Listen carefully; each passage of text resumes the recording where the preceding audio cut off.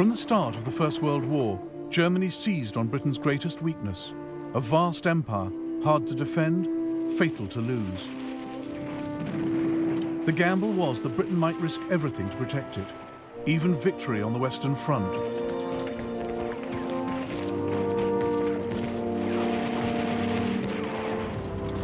War for Europe meant war for the world.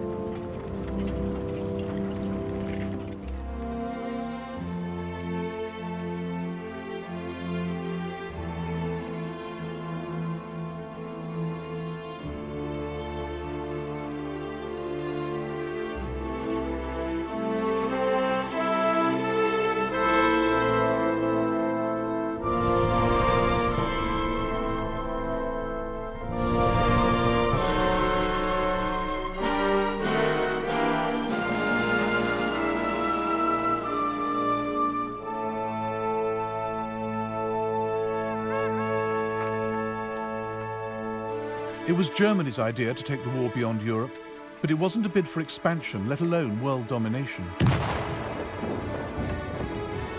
The aim was to take the pressure off her armies in Europe by attacking the British Empire, hoping to divert Britain's troops, ships and resources to defend distant colonies. Britain also had no thought of a bigger empire. She just didn't want to lose the one she had. So while Germany wanted to open the war up around the globe, Britain was desperate to close it down.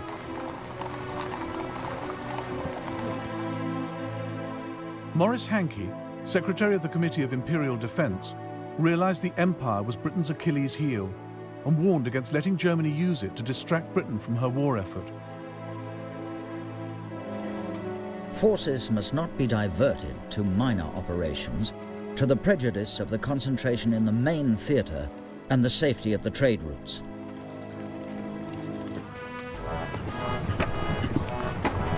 "15 years before, Germany had proclaimed herself an empire builder. The Kaiser had taken his country into the 20th century as a German admiral, creating a global German navy.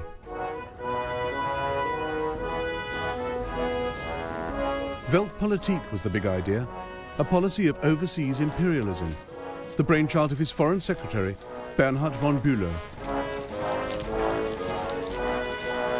The days when the Germans left the earth to one neighbour, the sea to another, and kept only the heavens for themselves are over. We don't want to put anyone in the shade, but we too demand our place in the sun. Germany had come late to the game of empires, but by 1900 she had Togoland, Cameroon, German Southwest Africa, now Namibia, and German East Africa, now Tanzania. Her flag flew over patches in the Pacific, New Guinea, Samoa, and Micronesia. She had a vital toehold in China at Tsingtao, where she recoaled her ships and brewed beer. Grand Admiral Alfred von Tirpitz saw this as just the start. We are now standing only at the beginning of a new division of the globe.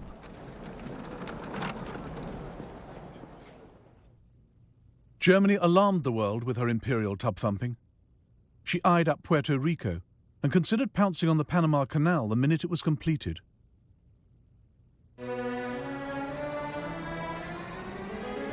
But the boldest of all the Kaiser's schemes was Operational Plan 3. The East Coast is the heart of the United States, and this is where she is most vulnerable. New York will panic at the prospect of bombardment. By hitting her here, we can force America to negotiate.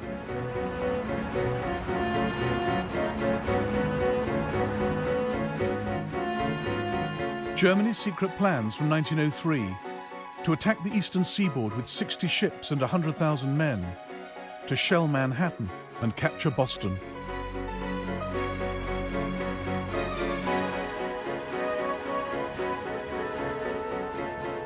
The outlandish scheme was driven by the Kaiser's resentment of America's growing power in the Pacific.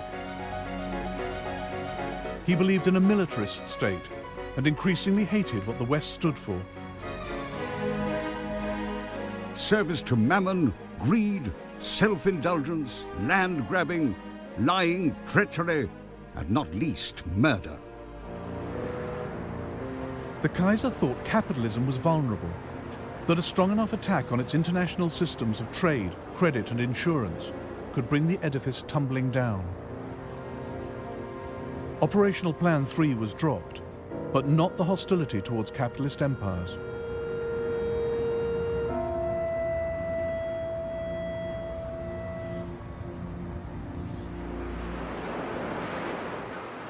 By 1912, Germany had traded in Weltpolitik for a more realistic policy.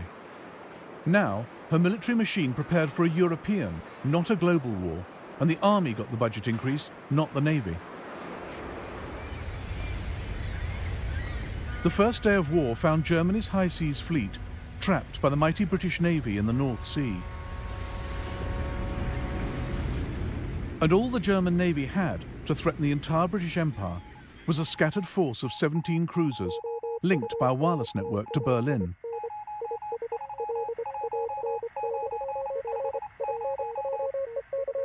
There was the Königsberg off East Africa, the Goeben and the Breslau in the Mediterranean, the Dresden and the Karlsruhe in the West Indies, the Leipzig off the west coast of America. But the greatest concentration of cruisers was Admiral Graf von Spee's powerful East Asiatic Squadron, based at Tsingtao in China.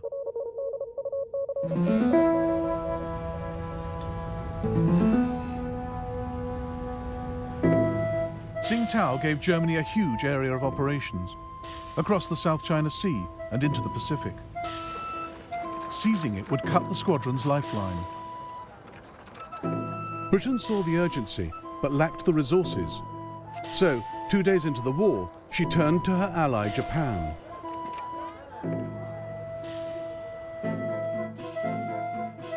Japan was a growing power. Britain's call for naval help suited her ambitions perfectly. Together, Britain and Japan would capture Tsingtao, vital German base, and the Kaiser's pride and joy. It would shame me more to surrender Tsingtao to the Japanese than Berlin to the Russians. On the 2nd of September 1914, 60,000 Japanese troops landed up the coast, violating China's neutrality. They met up with 2,000 British and closed in on the German garrison of 4,500. It's unbearable. All we can do is sit and wait for this bunch of monkeys to arrive. Every day they get a bit closer. No one expects to get home in one piece. No hope of reinforcements. The noose around our necks is getting tighter and tighter.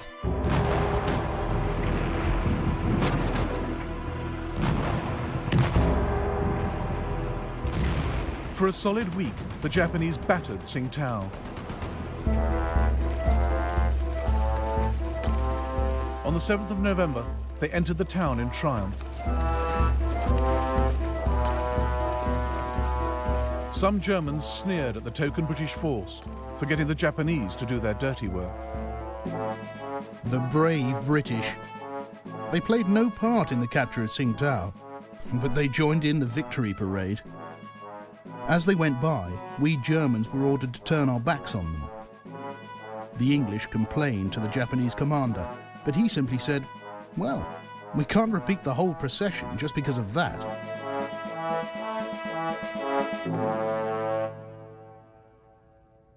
The capture of Tsingtao gave Japan a launch pad to pursue her empire building. Within weeks, she demanded territory and trading rights from China. Japan also seized all German possessions north of the equator. Australia and New Zealand were quick to steal those to the south. Much to America's frustration, Britain had empowered Japan in the Pacific. Key stage in a process that would lead, a quarter of a century later, to Pearl Harbor.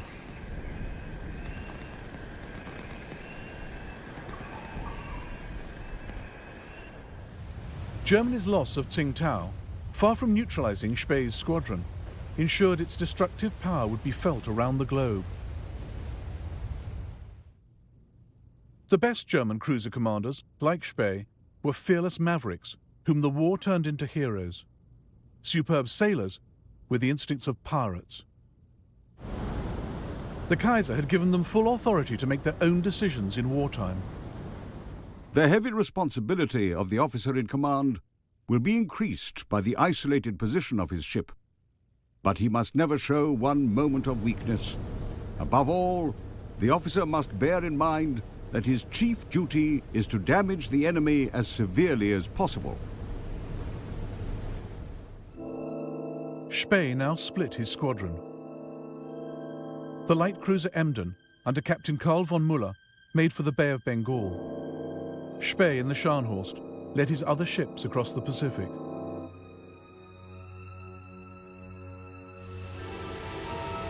I'm quite homeless. I cannot reach Germany. I must plough the seas of the world, doing as much mischief as I can. At the Admiralty in London, Winston Churchill fretted about where Spee would show up next. The vastness of the Pacific and its multitude of islands offered him their shelter.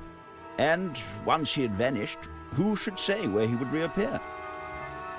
He was a cut flower in a vase, fair to see, yet bound to die. But so long as he lived, all our enterprises lay under the shadow of a serious potential danger. Spee had a constant worry. Cruisers needed coal every 8 or 9 days or they'd be dead in the water.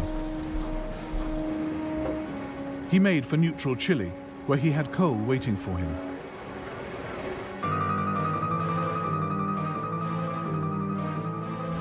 On the 1st of November 1914, he ran into a British fleet off Coronel.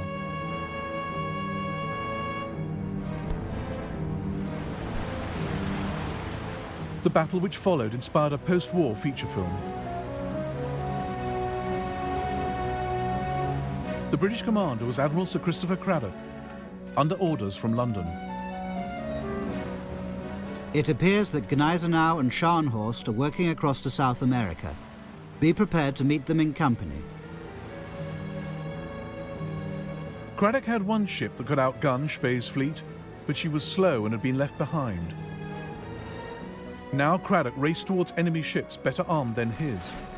He had ignored his own rule of thumb.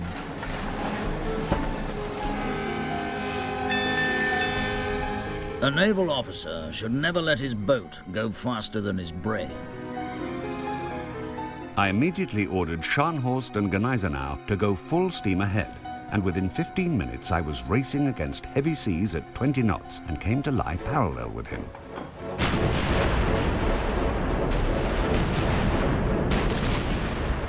Cradock's ships were no match for Spee's. Good Hope and Monmouth were obviously in distress. Monmouth yawed off to starboard, burning furiously. There was a terrible explosion on Good Hope between her mainmast and her after funnel. The gust of flames reached a height of over 200 feet, lighting up a cloud of debris that was flung still higher in the air.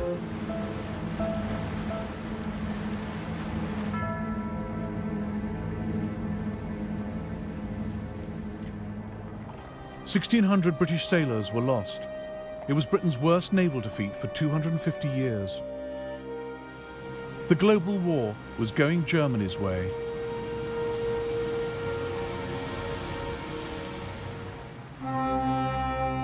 It is only when you get to see and realize what India is, that she is the strength and the greatness of England. It is only then that you feel that every nerve a man may strain, every energy he may put forward, cannot be devoted to a nobler purpose than keeping tight the cords that hold India to ourselves. Britain's empire and trading network was the single biggest resource she brought to the war. And India was at the heart of it. The cords were never tighter. All the more reason for Germany to want them cut.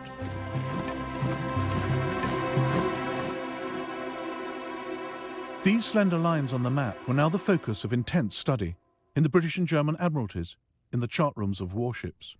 Fingers traced the vital shipping lanes, through the Suez Canal, around South Africa's Cape.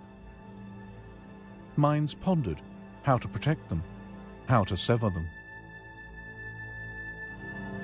And one of the sharpest minds was on the bridge of the German cruiser Emden. A month after she left Admiral Spee's squadron, Captain Karl von Müller steered her into the Bay of Bengal. In 1932, the Germans made a feature film about his odyssey.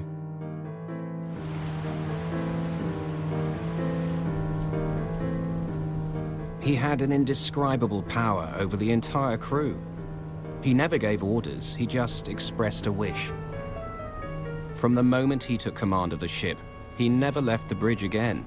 This is where he stood, slept, sat, studied the maps. This is where he wanted to be, stand or fall.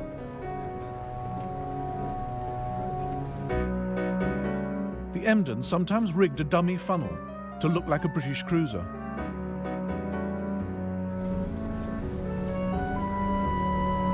A large steamer appeared dead ahead, and thinking we were an English man of war, was so overjoyed at our presence that she hoisted a huge British flag. I'd like to have seen the look on her captain's face when we hoisted our flag and invited him most graciously to tarry with us a while. Captain Müller became famous for taking all crew and passengers safely onto the Emden before sinking their ship. We always allowed them time to collect and take with them their personal possessions. They usually devoted most of this time to making certain that their precious supply of whiskey was not wasted on the fishes. Müller regularly released his grateful captives.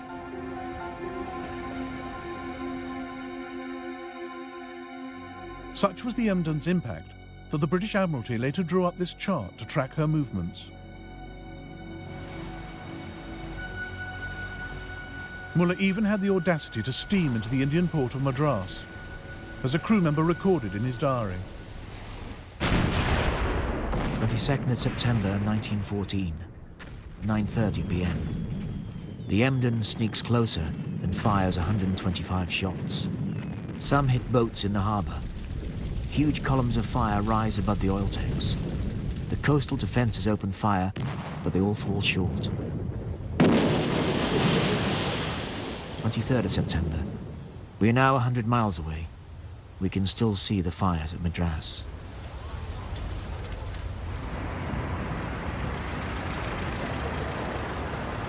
In the City of London, freight rates and shipping insurance rocketed. At one point, the entire British trade fleet in the Bay of Bengal was kept in harbour rather than fall prey to dashing Captain Müller. Germany's rogue cruisers were starting to harm Britain's war effort. 3 transports are delayed in Calcutta through fear of Emden. This involves delaying transport of artillery and cavalry. The Cabinet took a strong view. The extirpation of these pests is a most important subject. While the Emden ran the British ragged at one end of the Indian Ocean, 25 Royal Navy warships hunted the cruiser Königsberg at the other, off the coast of Germany's East African colony. She had raided Zanzibar and sunk a British light cruiser from her secret hideout in the Rufiji Delta. The frustrated British decided to strangle all her possible bases, starting with the port of Tanga.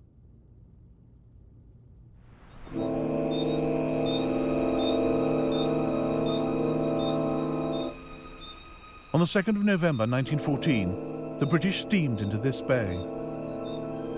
In the global war, imperial powers got others to do their fighting. Most of the British troops were Indian.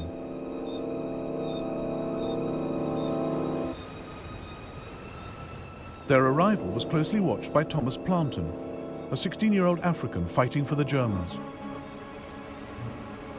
The approaching British ships had all their lights blazing and seemed to be making no attempt to conceal their presence. We were in position with machine guns, waiting in ambush for them, and many of them were killed when they started to come ashore. A lot of them were killed before they even got out of the water.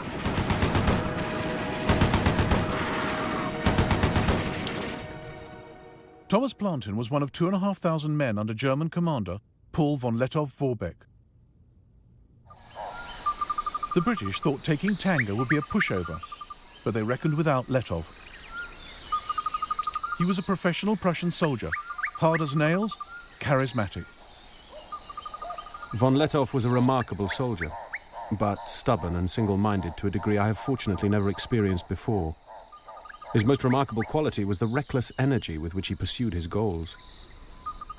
This was often covered up by his persuasive charm, which he could switch on if he wanted to. On the ship to Africa, von Lettow had met Karen Blixen, who would later write Out of Africa. He clearly turned on the charm for her.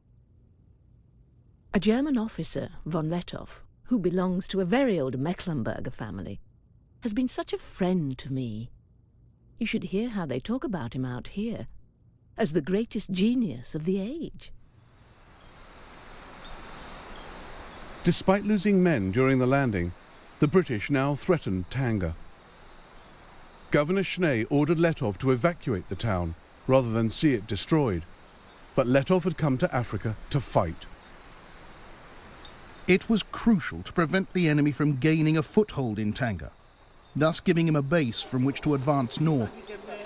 I couldn't let the governor's order to spare Tanga take precedence over this priority. Lettow wrecked the British positions himself, on his bicycle. He also called in reinforcements. 3 companies of German troops came by rail to Tanga. Here, on the 4th of November 1914, they met the British Indian soldiers, raw and poorly trained.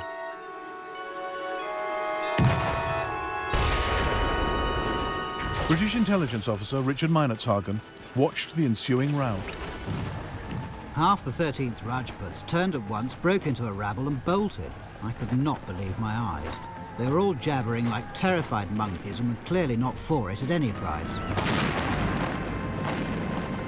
Everyone in the dense forest, friend and foe, was mixed up together, shouting in all sorts of languages. The enemy ran off in wild disorder, and our machine guns mowed down whole companies to the last man. Von Lettow was based here, at the German hospital.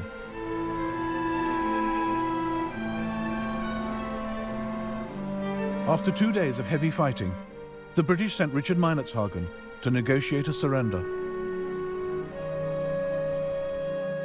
The Germans were kindness itself and gave me a most excellent breakfast, which I sorely needed.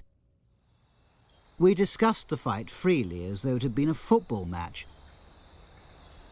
It seemed so odd that I should be having a meal today with people whom I was trying to kill yesterday. It seemed so wrong, and made me wonder whether this really was war, or whether we'd all made a ghastly mistake. The German officers were all hard-looking, keen and fit. They treated this war as some new form of sport.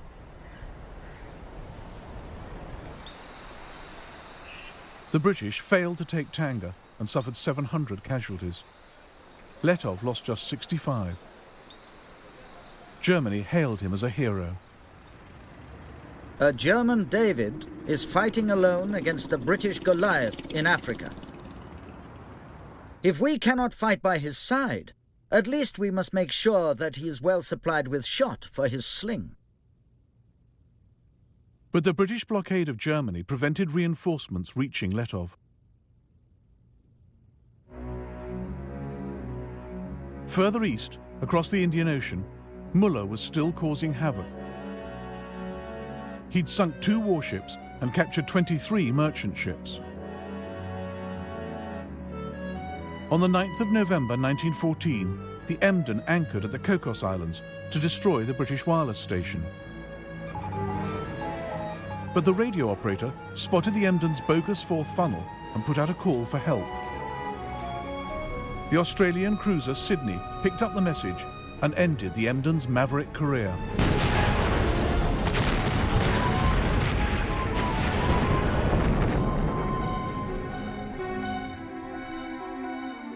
Captain Muller was taken prisoner, He and the other survivors were well looked after. Dear loved ones, I'm well and healthy. The British were very friendly.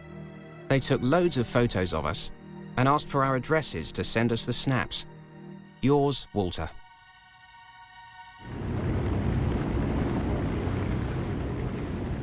Now, Admiral Graf von Spee's luck also ran out. Britain took the risk of detaching 2 of her latest battlecruisers from the crucial North Sea blockade of Germany to deal with him. On the 8th of December 1914, German commander Hans Pochhammer sighted their huge masts as they recoaled in Port Stanley on the Falkland Islands. He realized the Germans were outgunned and outpaced. We choked a little at the neck. Our throats contracted and stiffened. For that meant a life and death grapple, or rather a fight ending in honorable death. The German fleet tried to get away, but the British battlecruisers were too fast. At 1:25 p.m, Spee turned to face them. But the British were careful to stay out of range of his guns, firing their own from 16,000 yards.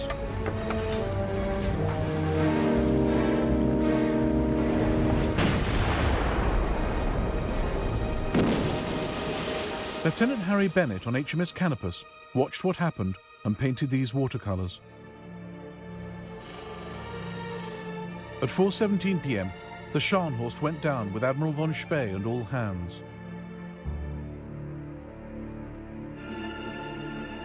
At 6:02 p.m, the Gneisenau sank with most of its crew, including Spee's younger son Heinrich.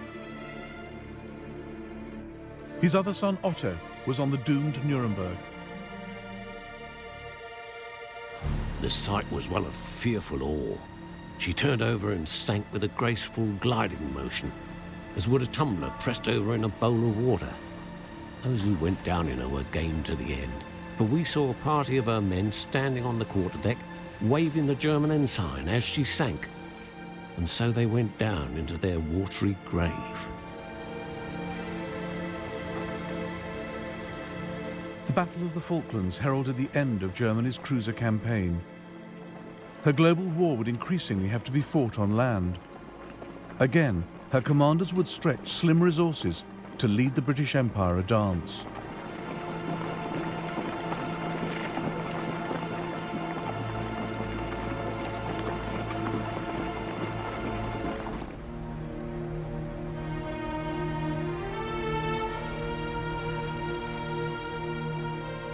The Suez Canal presented a rare opportunity for Germany to harass the British Empire.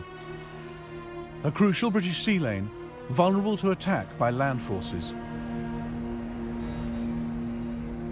But Germany couldn't spare any men from the Western Front, so Berlin turned to Ottoman Turkey, her ally since November 1914.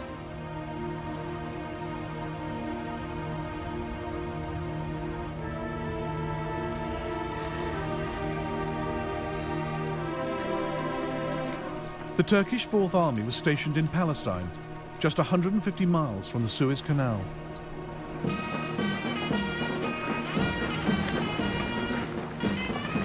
The Turks agreed to help capture Suez, assigning these 19,000 troops. They saw it as the first stage in their own reconquest of Egypt and Libya.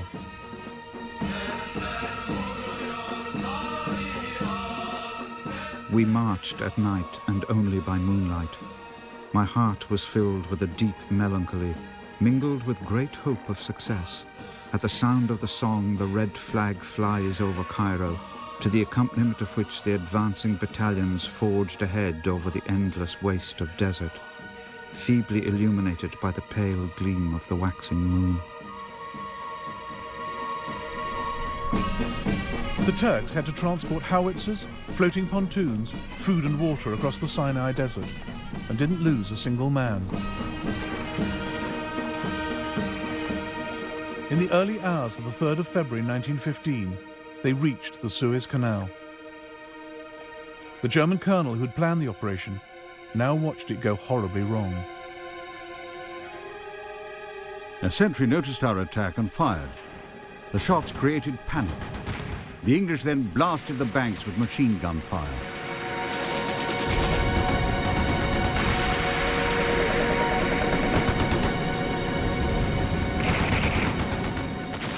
The Turks found the canal defended by 9 British warships and 30,000 Indian troops dug into defensive positions. The Ottoman troops suffered 1,200 casualties. The survivors retreated across the desert.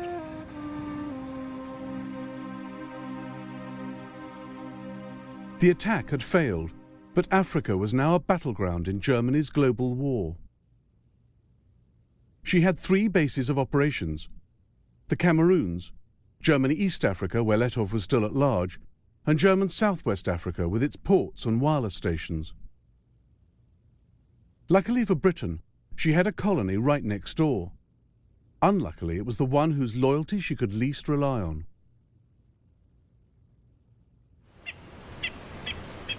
The Union of South Africa was racially diverse. Blacks, Boers, and British settlers. Just 15 years before, Britain had fought a long, bloody war against the Boers. Many still had little love for Britain. Their loyalty could not be counted on. As one commander told South Africa's Prime Minister, Louis Botha, "My men are ready. Whom do we fight? The English or the Germans?" But South Africa was ideally situated to launch an attack on German Southwest Africa. British Colonial Secretary Lewis Harcourt took the gamble. If your ministers desire and feel themselves able to seize such part of German Southwest Africa as will give them the command of the wireless stations there, we should feel this was a great and urgent imperial service. South Africa's government readily agreed because it had mini-imperial ambitions of its own. It wanted to seize German Southwest for itself.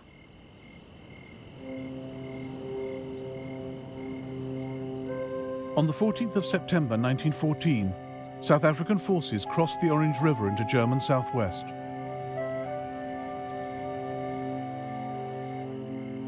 But the Germans were one jump ahead, as the South Africans found out when they paused at the watering hole of Sandfontein.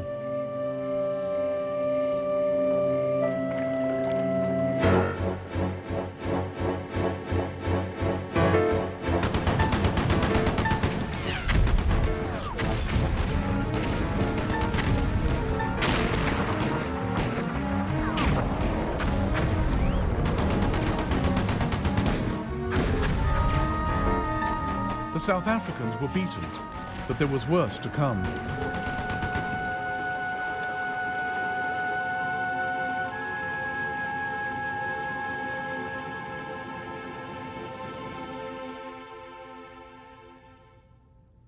Part of South Africa now rose up in armed rebellion. Commanding the forces in the Northern Cape was Manie Maritz. Fearless and uncompromising, Maritz had fought a vicious guerrilla campaign against Britain in the Boer War. His sympathies lay entirely with Germany. I received a telegram ordering me to take a large commando into German Southwest Africa. I was determined not to fight on behalf of the British Empire, and my officers and troops were in full accord with me. In October 1914, Manie Maritz crossed the Orange River into German territory at Squeet Drift to enlist German support.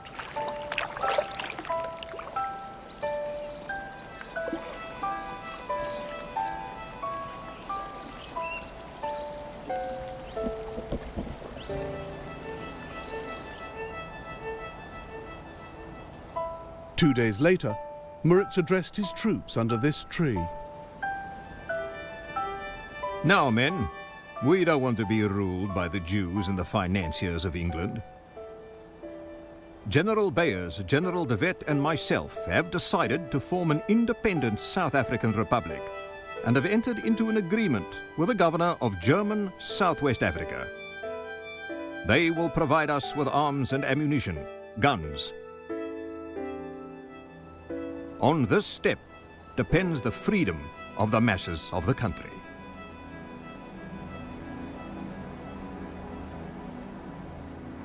Britain's request for help had brought her dominion to the brink of civil war. In London, the Colonial Secretary Lewis Harcourt feared the breakup of the Union of South Africa. He secretly ordered 30,000 Australian soldiers diverted to the Cape to smother the rebellion.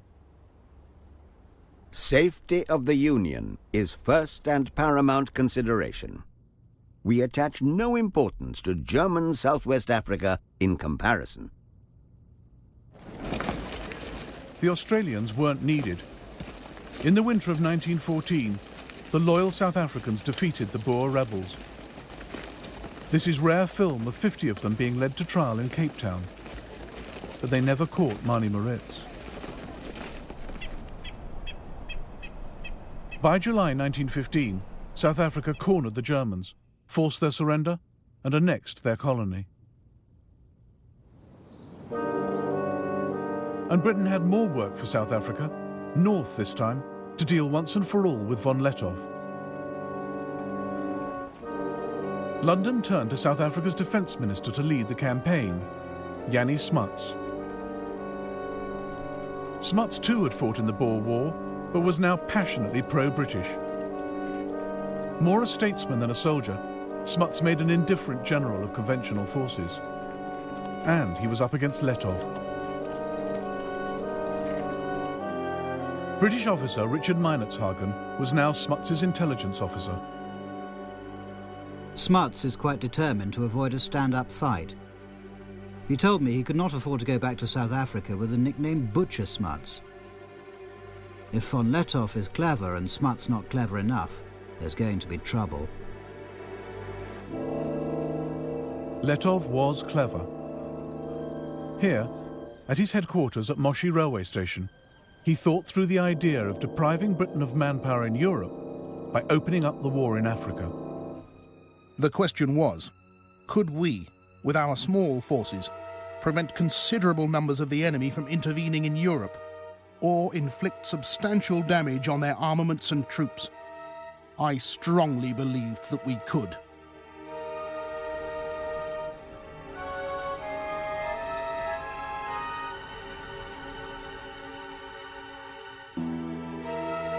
By August 1916, Lettow had become expert at his cat-and-mouse game. Von Lettow is slippery and is not going to be caught by manoeuvre. He knows the country better than we do. I think we're in for an expensive hide-and-seek, and von Lettow will still be cuckooing somewhere in tropical Africa when the ceasefire goes. Smuts has cost Britain many hundreds of lives and many millions of pounds.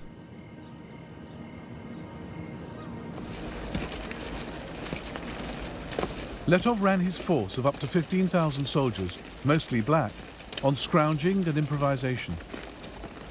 No supplies from Germany reached him after March 1916, but he made a little go a long way, as Ludwig Deppe, one of his medical officers, noted. When there was no ammunition, Lettow would try to produce his own cartridges. If the men asked the commander for weapons or clothes, they were told, "Take it from the enemy."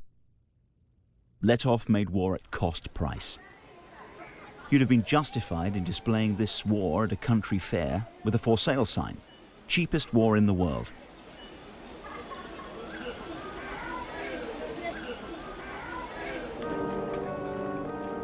Jannie Smuts had 5 times Lettow's force and resources to match. But the further he went into German East Africa, the more stretched his supply lines.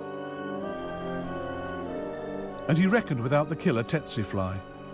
The life expectancy for his 50,000 horses was just 4 weeks.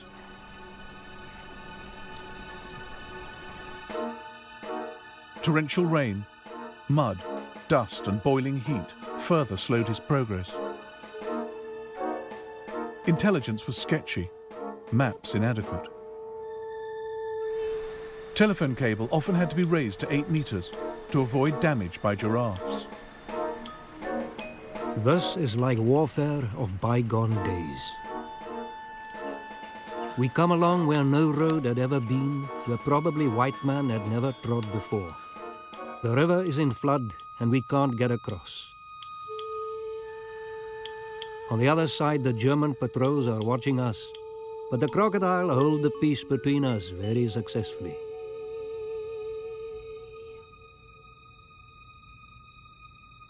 Letov played with Smuts, refusing to fight, slipping away, luring him deeper into Africa. As they went, they spread the war's grief and destruction, dragging in more and more of the people of Africa.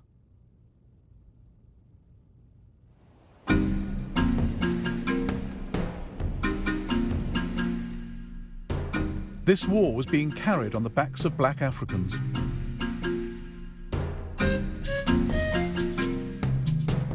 For the Letov campaign alone, the British recruited over 1 million black porters.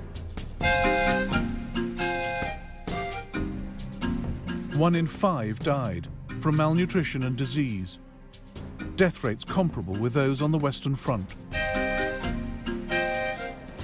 They endured their ordeal quietly. They only had duties and hardly any rights.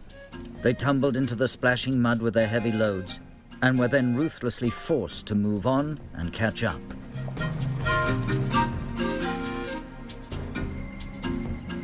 Oh, the Lindy Road was dusty, and the Lindy Road was long. But the chap what did the hardest graft, who could not do but wrong, was the Cavarondo porter, with his Cavarondo song. It was, "Come here, porter." It was, "Amera, here, get." And Amera didn't grumble. He simply did his bit.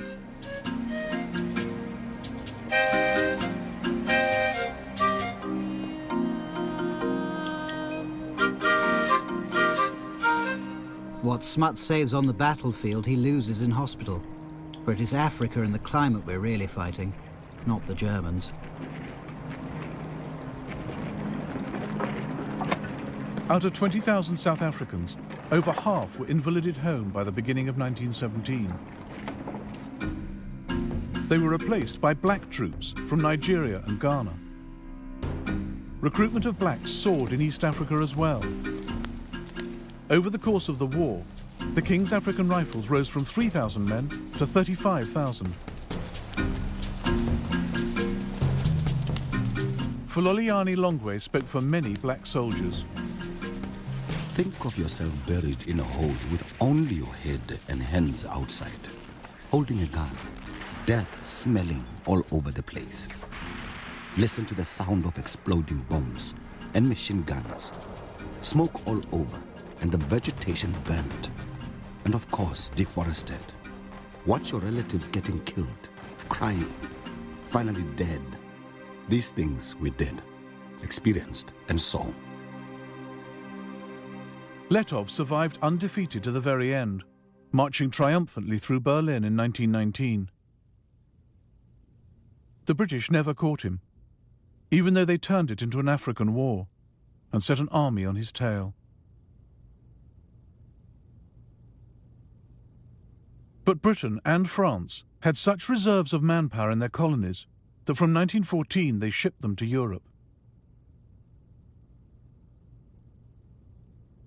Remarkable French colour photographs of the world that came to serve on the Western Front.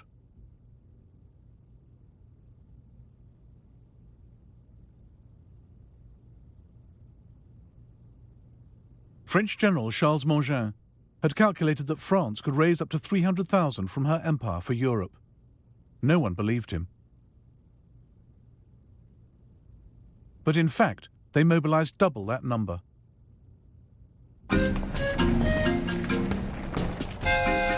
Black troops have precisely those qualities which are demanded in the long struggles of modern war. Endurance, tenacity, the instinct for combat, the absence of nervousness, and an incomparable power of shock. Not only do they enjoy danger, a life of adventure, but they are also essentially disciplinable.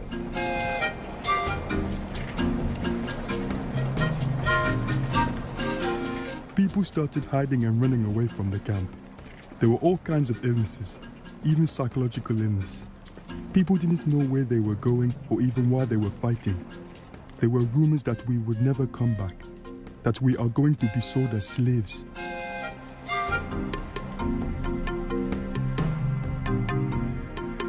India provided Britain with 1.75 million men in the war.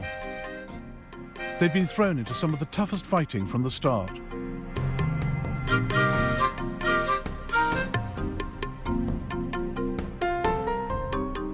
One Indian wrote to a friend, "The war is a calamity on 3 worlds and has caused me to cross the seas and live here. The cold is so great that it cannot be described. We have not seen the sun for 4 months. Thus we are sacrificed. I have neither sleep by night nor ease by day. There can never have been such a war before, nor will there ever be again."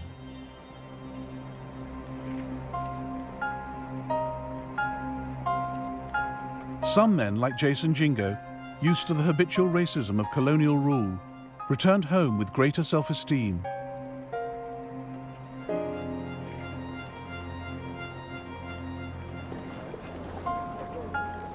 We had liked our time in France.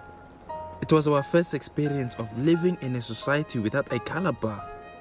We were different from the other people at home.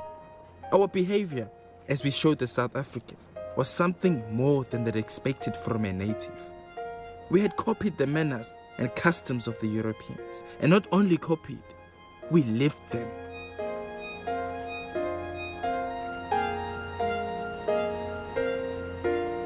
But it wasn't the same Africa Jason Jingo and the other survivors came back to after the war.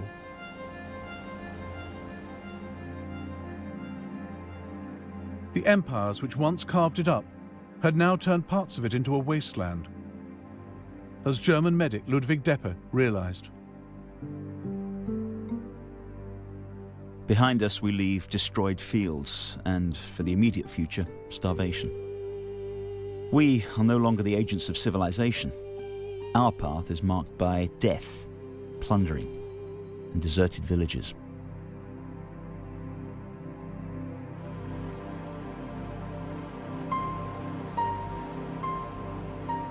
It would be years before African nationalism took off, but a few had begun the journey.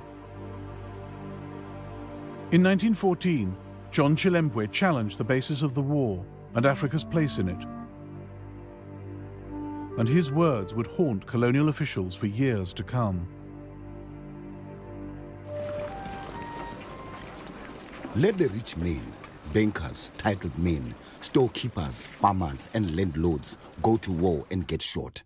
Instead, the poor Africans who have nothing to own in this present world, who in death leave only a long line of widows and orphans in utter want and dire distress, are invited to die for a cause which is not theirs.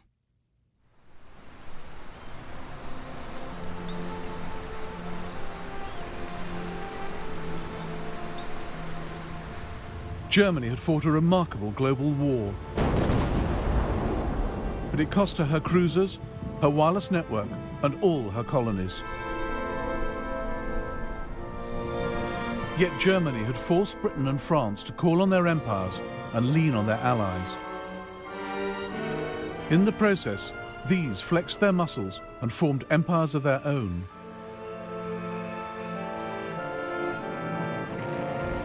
The First World War saw the last scramble for Africa. And the ideas the Kaiser had so hated, land grabbing, avarice and capitalism, had in fact been spread wider. For the moment, imperialism looked more successful than it had ever been.